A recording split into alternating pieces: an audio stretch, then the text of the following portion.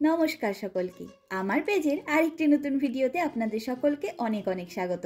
আমি প্রিয়াঙ্কি চলে এলাম আমার জীবনের আরেকটি নতুন দিনের অভিজ্ঞতার গল্প আপনাদের সাথে ভাগ করে নিতে। আজকে আমি যেই ব্লগটি শেয়ার করছি সেটি বেশ কিছুদিন আগের ভিডিও।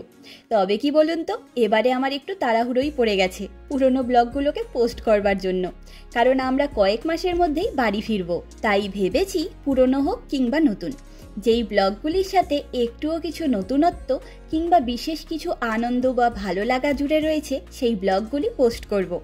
আর তাই আজ থাকলো বুদাপেস্টের মধ্যে অবস্থিত একটি নতুন জায়গা ঘুরে দেখার গল্প। তবে এখানে এসেই কি সুন্দর সবুজে ঘেরা একটি অসম্ভব সুন্দর পরিবেশে দেখা পেলাম দেখুন। এখন বলি আমরা আজকে এলাম কোথায়। আমরা আজকে বুদাপেস্টের তাবান নামের একটি পার্কে ঘুরতে এলাম। শীতের দিন এলে বুদা অঞ্চলের যে কোনো জায়গা থাকে অসম্ভব ঠান্ডায় ঘেরা, তাই খুব একটা এদিকটায় আসা হয় না বললেই চলে। তবে গরমের দিনগুলিতে এই জায়গাগুলিতে থাকে শান্ত, স্নিগ্ধ এবং আরামদায়ক এক পরিবেশ, যা আমাদের ভীষণ ভালো লাগে। সব থেকে বেশি ভালো লাগে এই জায়গাটি থেকে বুদা ক্যাসেলের ব্যাক সাইডের ভিউটি। এছাড়াও সম্পূর্ণ পেস্ট শহরের দৃশ্য তো রয়েইছে। তাবান নামের এই পার্কটি জুড়ে আগে ছিল জনবসতিপূর্ণ একটি ডিস্ট্রিক্ট বা জেলা। চলুন এই সবুজে ভরা পার্কের নানা দিকে স্নিগ্ধ দৃশ্য দেখতে দেখতে এই জায়গার সম্পর্কে কিছু তথ্য জেনে নিই, যার ফলে এই জায়গাটির গুরুত্ব জানতে পারবো এবং সম্পূর্ণ ব্লকটির সাথে কানেক্ট করতে পারবো। তাবান বলতে এই শহরের ডিস্ট্রিক্ট 1-এর মধ্যে অবস্থিত একটি এলাকাকে বোঝায়। এটি দানিউব নদীর বুদা অঞ্চলে অবস্থিত, যা এই শহরের আরেকটি বিখ্যাত ব্রিজ এলিজাবেথ ব্রিজের উত্তর দিকে অবস্থিত। তবে সম্পূর্ণ হাঙ্গেরি দেশের মধ্যে তাবান নামে আরও বেশ কয়েকটি শহর বা অঞ্চল রয়েছে। এই জায়গাটি নব্যপ্রস্তর যুগ থেকেই জনবসতির ছোঁয়া পেয়ে এসেছে, কারণ এটি একটি সুরক্ষিত উপত্যকায় অবস্থিত। এই শহরের বিখ্যাত এবং সুবিশাল গেলার্ট হিলের তলদেশে তাপীয় জলরাশি এবং দানিউবের উপর অবস্থিত এটি। মধ্যযুগে তাবান ছিল বুদা দুর্গের অধীনে থাকা একটি গ্রাম। তাহলে বুঝতেই পারছেন যে এই জায়গাটি কত পুরনো এবং ঐতিহাসিক দিক দিয়ে এর গুরুত্ব কতটা।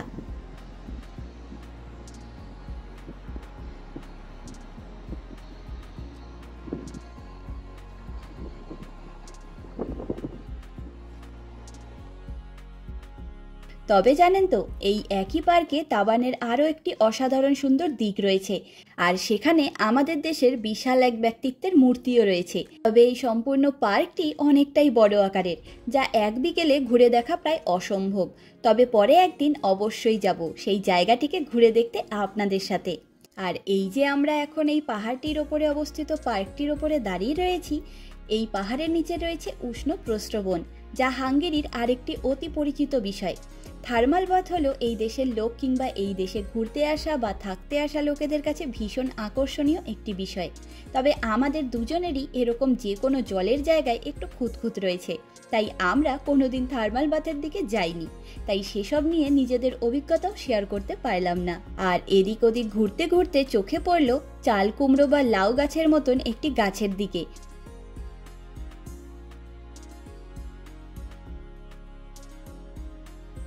আর এটি হলো ইনসেক্ট হোটেল, যা মৌমাছি হোটেল নামেও পরিচিত, যা বিভিন্ন উপকারী ইনসেক্ট, বিশেষ করে সিঙ্গেল মৌমাছি এবং অন্যান্য এরকম সব ইনসেক্টদের আশ্রয় এবং বাসা বাঁধার স্থান প্রদানের জন্যই বিশেষভাবে ডিজাইন করা হয়েছে।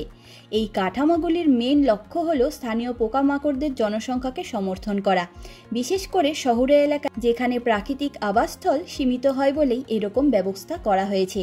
এগুলি কাঠ, বাঁশ, ফাঁপা কাণ্ড এবং ইটের মতন প্রাকৃতিক উপকরণ দিয়ে তৈরি করা হয়। কি অসাধারণ সুন্দর ভাবনা এবং ব্যবস্থা ভাবুন শুধু।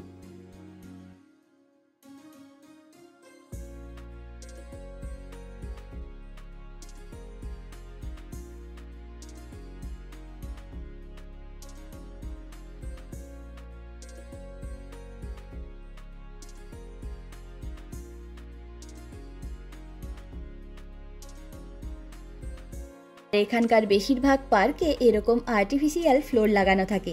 এগুলি সম্ভবত ব্যাডমিন্টনের কর্কের মতন কিছু একটা জিনিস দিয়ে বানানো, যার ফলে বাচ্চারা এরকম ফ্লোরগুলোতে খেলা করবার সময় পড়ে গেলেও ব্যথা পায় না। আর আমি আজকে এই পার্কটিকে ফাঁকা পেয়ে বেশ মজা করে কয়েকবার দুলে নিয়েছিলাম।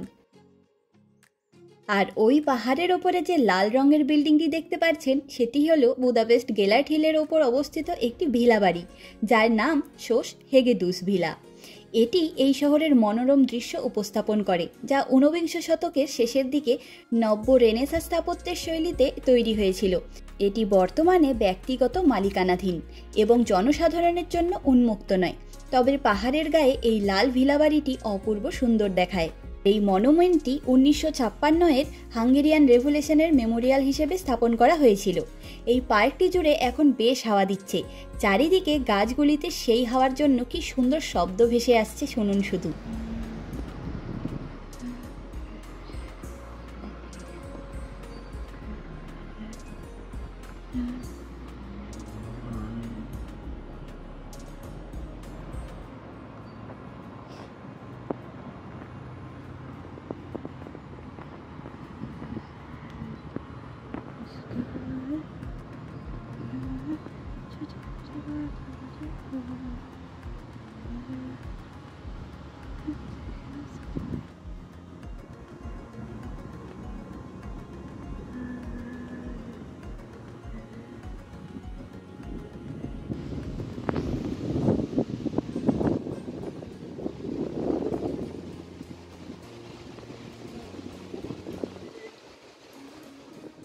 আর এই বড় বড় আকারের গাছের ফুলগুলি গরমে শুকিয়ে গিয়ে হাওয়ার সাথে সাথে কত কত ফুল মাটিতে পড়ে সম্পূর্ণ জায়গাটি ভরে উঠেছে দেখুন।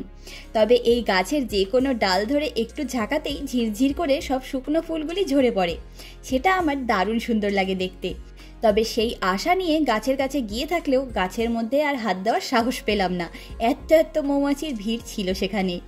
আর এখন আমরা এই পার্কের পাশে অবস্থিত ট্রাম স্টেশনের দিকে এলাম। এদিকেও সম্পূর্ণ জায়গাটি ভারী শান্ত স্নিগ্ধ, যেন মনে হচ্ছে কোনো একটি সিনারির মধ্যে ঢুকে পড়েছি। আর সামনের এই চার্চটির জন্য এই সম্পূর্ণ জায়গাটি আরও বেশি সুন্দর লাগছে।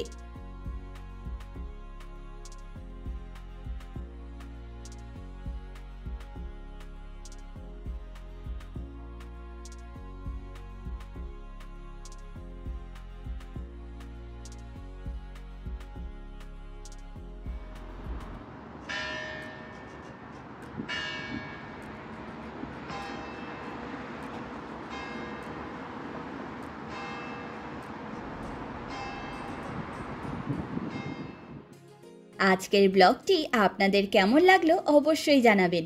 আর বিশেষ করে মৌমাছিদের হোটেলের বিষয়টি আমার কাছে খুব ভালো লেগেছে। চলুন আজ তবে গল্পের ঝুড়ি গুছিয়ে নিই। দেখা হবে, গল্প হবে নতুন একটি অভিজ্ঞতার গল্প নিয়ে খুব তাড়াতাড়ি। আজকের ভিডিওটি এখানেই শেষ করছি। সকলে ভালো থাকবেন, সুস্থ থাকবেন, আনন্দে থাকবেন। নমস্কার।